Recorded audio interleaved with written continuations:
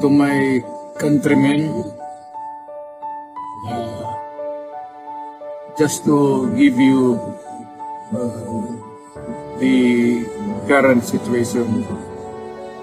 I am about to land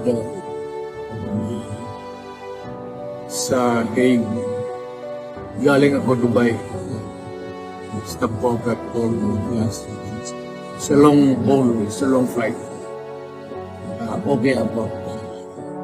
Do not worry. And I think this is something to do with the law and order now. At sinasabi ko naman sa mga polis, military, trabaho kayo at ako ang managot. So ito na nga, for all of the whatever happened in the past,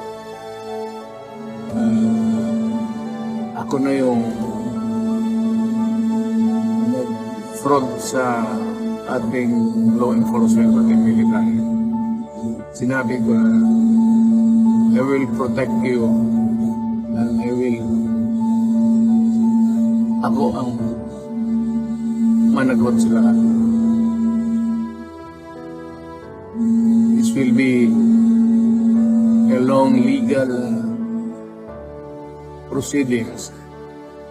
But I say to you, I will continue to serve the country. And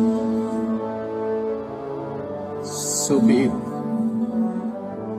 Kung ganun ang destiny.